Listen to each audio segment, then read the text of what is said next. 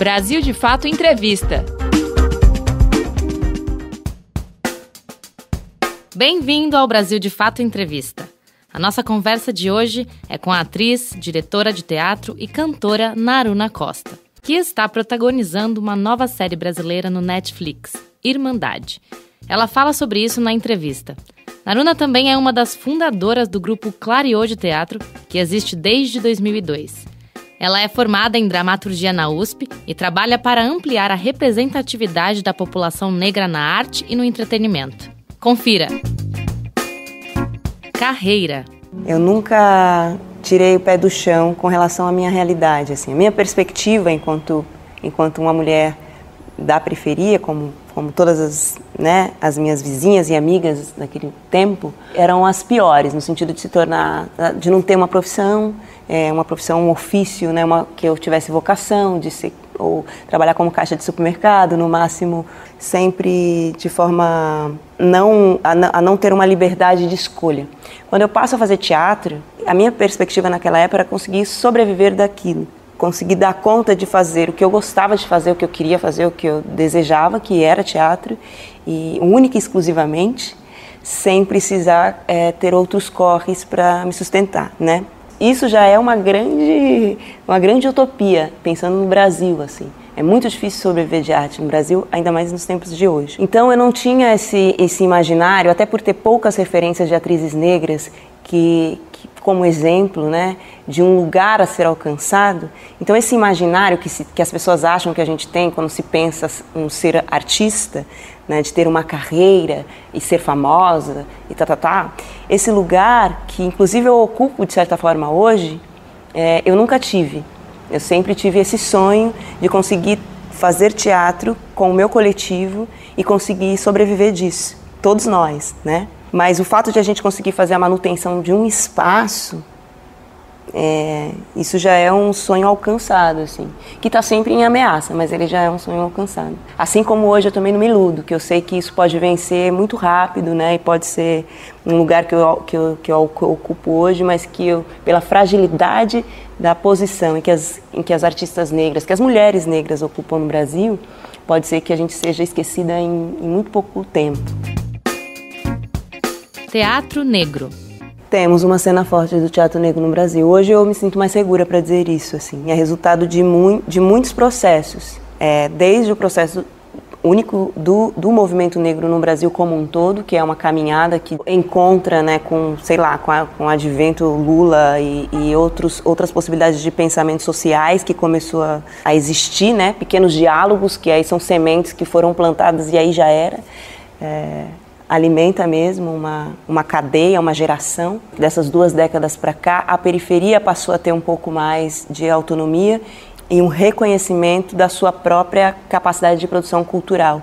Então, muitos movimentos, não só culturais, mas também sociais, econômicos, a possibilidade de rede, de troca entre as próprias periferias, os saraus como um ambiente também de forma de luta, e que deu espaço para que a cena musical, a cena teatral, a cena poética e literária conseguisse uma consistência pela permanência desses espaços nos bares, no fundo de quintal, espaços como Clareou, espaços como as Capulanas, que se amparam inclusive na existência um do outro, O fato de existir o espaço Clareou resistindo aqui em Tabuão, que não tem estrutura, que não tem lei de fomento ao teatro, não tem nada disso, mas ele resistindo, ele dá amparo também, incentiva outros coletivos a tomarem a mesma iniciativa. Tudo isso acho que vai brotando, aparecendo nesse período, que é de 15 anos para cá, Essa força periférica vai tomando corpo. Se é periférica, naturalmente é negra, em sua maioria, porque esses corpos negros estão, em sua maioria, nas periferias. E isso também ampara o movimento de teatro negro que já está acontecendo, inclusive no centro. Também há um período onde nascem editais de teatro, a lei de fomento ao teatro na cidade de São Paulo, que querendo ou não, ela deu amparo para muitos coletivos, não só produzirem peças, mas se pensarem enquanto pesquisa, e aí poder produzir tudo isso. A turma que eu entrei na EAD foi a turma que mais teve números de alunos negros até aquele momento. E eram 5 alunos apenas. E de 56 anos de escola. Isso, em 2004, fez com que gerasse ali dentro da escola também um movimento. A gente criou um fórum, a gente criou uma pesquisa. Ali nasce, por exemplo, os Crespos, que é um coletivo extremamente importante na cidade de São Paulo, que resgata, inclusive, esse teatro do TEM, né, do Abdias Nascimento, essa pesquisa que coloca na cena, e aí em diálogo com as Capulanas, que é um coletivo de mulheres negras daí do extremo sul, né, que também vai nascendo naquele momento, mas consegue dialogar. E aí se amparam um no outro, coletivo negro. O próprio Clareou, que não se coloca, talvez, como um teatro negro, mas como um teatro periférico, mas que tem, em sua maioria, corpos negros atuantes. Então tem esse diálogo. Tudo isso, naquele momento, fortaleceu o que veio desembocar hoje, que é uma imensidão, assim, desde grupos até produções, e inclusive cobranças com relação a produções brancas, mas que tem, por exemplo, a figura negra em cena e às vezes mal desenvolvida. Então essa cobrança, nesse sentido, também ela existe. E tudo isso junta com a internet e as redes sociais, que eu acho também foi fundamental para democratizar muitas coisas nas relações de produção cultural e diálogos políticos da periferia com todo o resto. Denúncia ou revide? O teatro negro está na fase da denúncia do revide. Eu acho que ele está entre os dois nesse momento. Ele não consegue ainda dar o passo fora da denúncia, porque infelizmente o cenário político social no Brasil está muito violento para a população negra.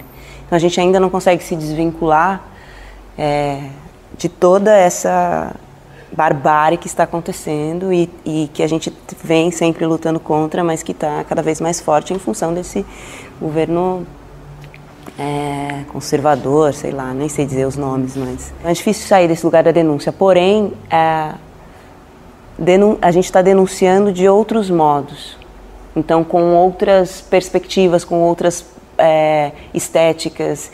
Por exemplo, eu dirijo Buraquinhos, né? Que é um espetáculo que foi escrito por um jovem de 23 anos, de Guaianazes, que já é fruto, já é essa geração jovem que já vem amparada por toda essa construção. Então ele não está pensando em construir um teatro negro, porque isso já existe, já é consistente em São Paulo. Então ele teve a liberdade de criar uma dramaturgia que é uma obra totalmente diferente de qualquer referência que a gente tenha de produção das antigas ou de agora. É quase um romance a peça dele. É outra estrutura, é uma narrativa de um menino que está sendo perseguido pela polícia, pela perspectiva dessa criança e com um movimento imaginários lúdicos, outra história. Então a gente fala do genocídio da população negra e jovem negra que está cada vez maior aqui no nosso país, mas sobre outro ponto de vista, que é da criança, que é, né? Então essa ousadia a gente já pode ter, que não é um ataque direto, a gente não expõe a violência como forma de luta só. Nessa peça a gente coloca a poesia como forma de luta e a delicadeza como forma de luta. Essa ousadia a gente não tinha 5 anos atrás, não tinha. Então já é um avanço, mas a gente ainda não consegue sair desse lugar porque tá grave, tá muito grave, né? Você está ouvindo a entrevista de Naruna Costa. Ela é atriz, diretora de teatro e cantora. Em 2019, ela recebeu o prêmio de melhor direção pela Associação Paulista de Críticos de Arte. Melhor diretora de teatro de São Paulo. É um sentimento dúbio. Eu tenho sempre falado isso, assim, porque são 60 anos de prêmio. É a primeira vez que uma mulher negra ganha um prêmio de melhor diretora. É a segunda vez que uma mulher ganha um prêmio como diretora. A primeira foi a Bia Lessa ano passado, de 60 anos de prêmio. Então, é claro que a gente fica feliz e tem uma vaidade ou qualquer coisa do tipo, mas isso jamais estará acima de um sentimento de dor muito grande, de saber que demora tanto para a gente ter um mínimo de visibilidade. E talvez esse prêmio cubra a cota de muitos anos que virão de vazio.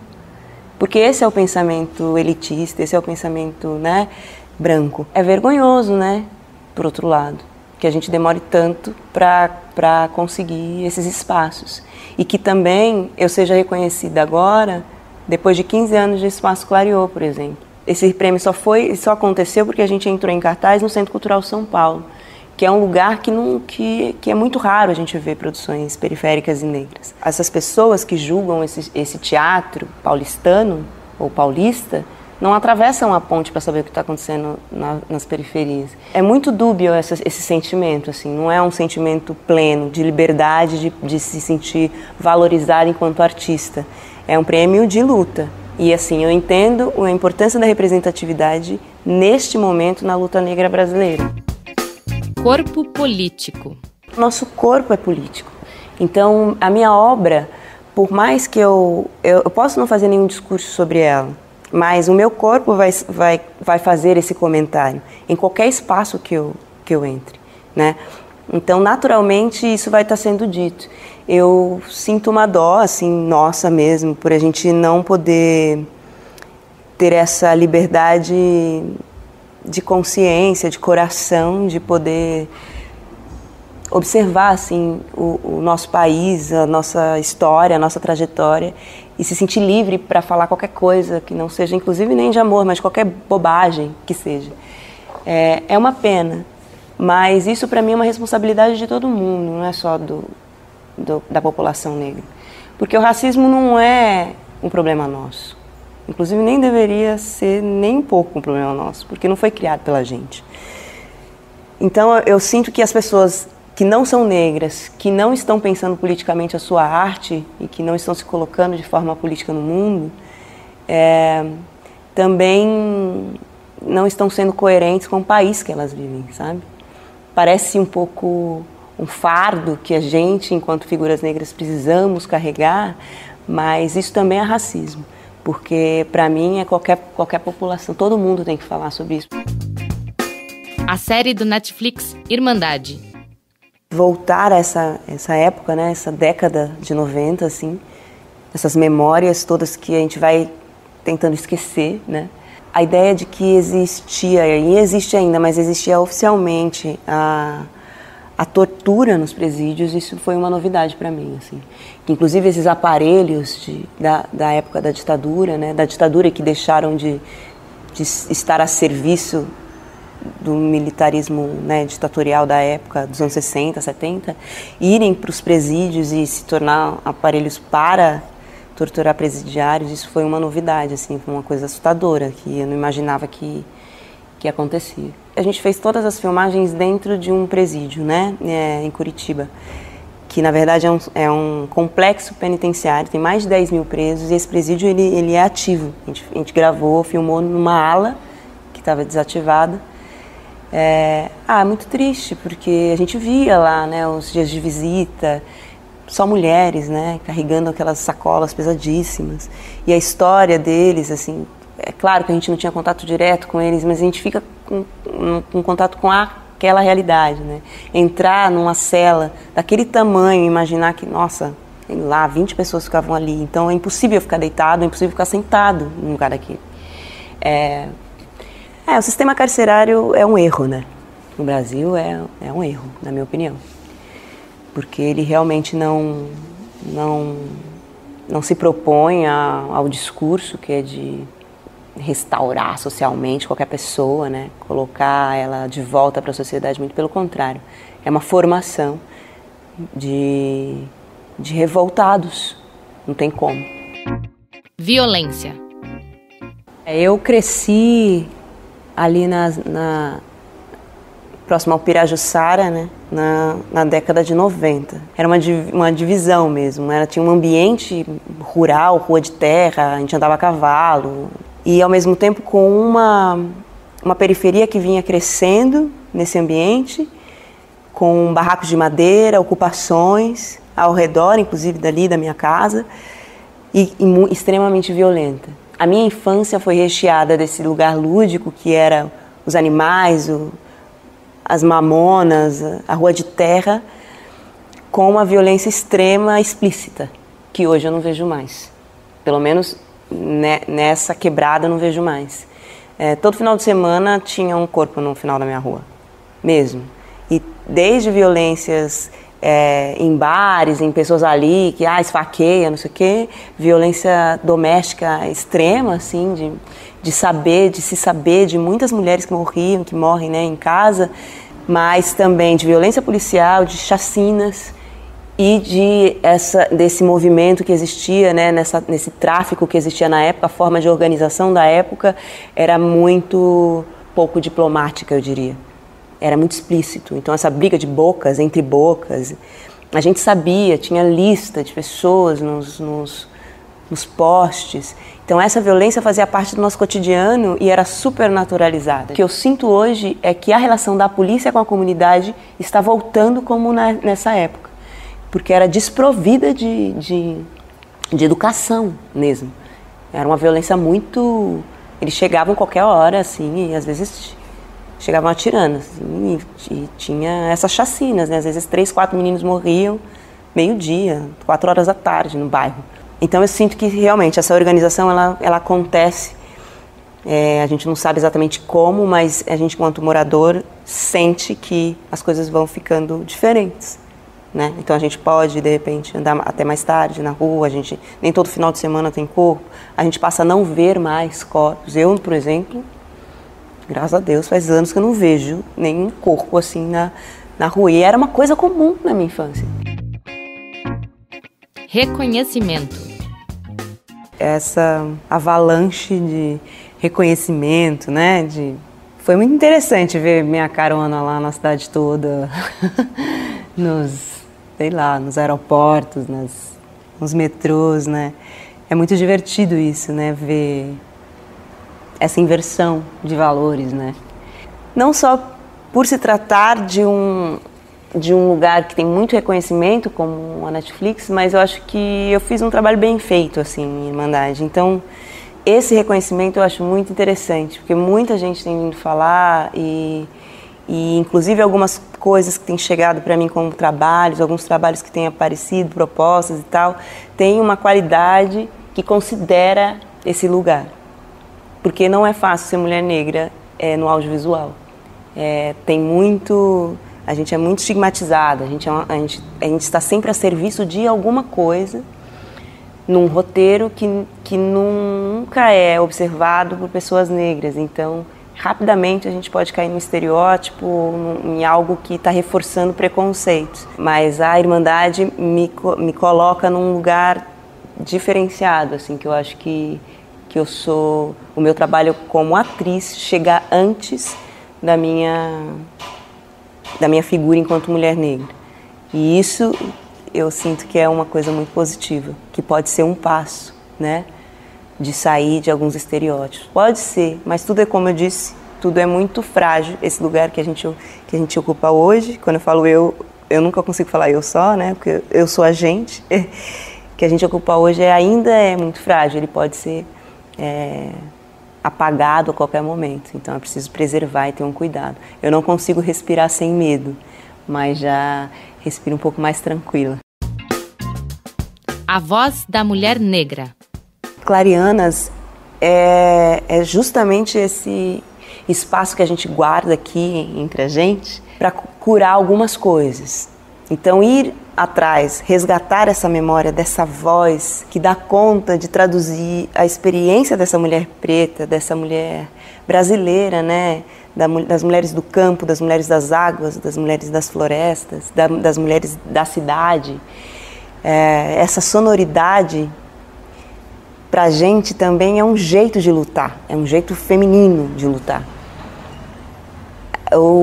Esse pensamento ocidental que separa tudo, que diz que o canto é uma coisa e você, para cantar, precisa fazer as aulas de canto, e para você escrever precisa, para você fazer poesia precisa, que separa tudo em caixinhas, que só quem tem privilégio, quem tem acesso vai poder acessar. Tudo isso a gente desmistifica aqui com as clarianas e tenta trazer esse resgatar nas nossas mulheres ancestrais, que começa na nossa mãe, até passando pela Elza, passando pela Raquel Trindade, passando pela Carolina Maria de Jesus, até aquelas que a gente sabe que faz parte da nossa família, a Rainha X. mas que a gente infelizmente não tem como saber, né, ter certeza, esse imaginário, eles são cantantes, eles são cantadeiras, eles são de mulheres que têm a poesia na vida, assim, e que cantam como forma de sobrevivência, de comunicação, e que traduzem as experiências na qualidade da voz, e que não é uma voz que ela tem, quer dizer, ela tem delicadezas, mas não é essa delicadeza convencional. É uma voz que precisa ecoar para a comunidade, portanto ela tem que ser aberta, ele tem que ser esse canto que a gente chama de canto das lavadeiras, né? Ela tem que ser ardida, ela tem que alcançar a comunidade. Ela não é um canto de algum cantinho, ela é um canto na beira do rio, né? É um canto de trabalho, enquanto eu estou fazendo pilão. É um canto como o da Elza, que para mim é um grito, é um canto-grito, que ela canta a existência dela. Então, essa investigação, para a gente, ela é muito saborosa, ela é uma forma de cura e ela não tem fim. Então, não existe esse momento em que a gente alcançou, que a gente descobriu, porque ela é infinita, ela é a experiência, né? Ela é a experiência quando a gente consegue traduzir ela no nosso próprio corpo, assim. E ela exerce cura para a gente e para muita gente, a gente sabe disso. Porque eu digo que o canto é a forma mais rápida de a gente conseguir chegar perto de Deus. E Deus é uma mulher negra, né? Agora você escuta um trecho da interpretação de Naruna Costa do texto Da Paz, de Marcelino Freire. A paz é perda de tempo e o tanto que eu tenho pra fazer hoje. Arroz e feijão sem contar a costura. Meu juízo não tá. Rapaz, me deixa doente. Sabe como é? Sem disposição. Sinto muito. A paz não vai estragar o meu domingo. A paz nunca vem aqui. No pedaço. Reparou? Ela fica lá, ó. Lá. A paz é uma utopia? Essa paz que se prega, ela só está a serviço de uma comunidade, que é uma comunidade que é privilegiada e que tem medo da revolta de toda uma outra comunidade que está sendo massacrada, né? A gente aprende, o Brasil, né, o capitalismo, conseguiu vender a ideia, a imagem de que nós somos uma população tranquila, calma e harmônica, né? Que nós somos dóceis. Foi retirado dos livros de história, de todos os discursos, da história, da memória, da nossa memória, todas as revoltas que a gente já fez, né? A abolição não foi uma coisa assim tão fácil, né? Só uma canetada. Então, essa imagem que se tem de que a gente precisa estar calmos e dóceis e harmônicos para estarmos em paz, isso só está a serviço de quem tem tudo nas mãos, os meios de produção, a grana, quem tem a grana na mão. O restante da população precisa comprar esse discurso, que é colocar roupa branca, camiseta branca, fazer, né? Então, e a gente não entende a violência como ela acontece. Quando a gente fala de corrupção como algo que não é crime, como a gente pensa a corrupção não como crime, não como assassinato, isso para mim é uma condução dessa paz, desse pensamento de que a gente precisa ser dócil, que a gente precisa esse pensamento cristão, né? A gente não entende que uma figura dessa, um cara desse, que a gente chama de corrupto, portanto ele quase nem é bandido, ele é responsável por um genocídio, portanto ele é um assassino, ele é extremamente violento. Qualquer um desses políticos todos, quando eles emitem, né, quando eles falam, como esse desembargador, que eu não vou lembrar o nome, que eu não sei o nome, na verdade, quando ele fala que os negros vieram para cá para trabalhar porque os índios não queriam trabalhar porque os índios são preguiçosos, uma fala dessa, ela está causando lá na outra ponta, o extermínio de uma população. Isso é violência. Só que isso é retirado do nosso imaginário porque a nossa deseducação está a serviço de proteger essa pequena parcela da sociedade, que é os detentores da grana. Então, óbvio que essa ideia de paz ela é falsa, porque quem está dizendo que ela precisa acontecer desse modo são eles. Você acompanhou a conversa com a atriz Naruna Costa. Para conferir mais entrevistas como essa, acesse o Brasil de Fato Entrevista no Spotify, no Deezer ou no iTunes, ou inscreva-se no nosso canal do YouTube para receber as notificações. Ficha técnica. Apresentação, Pamela Oliveira. Entrevista, Igor Carvalho. Edição, Vanessa Nascimento, André Paroche e Lucas Weber. Coordenação, Camila Salmásio e José Bruno Lima. Direção, Beatriz Pasqualino e Nina Fidelis.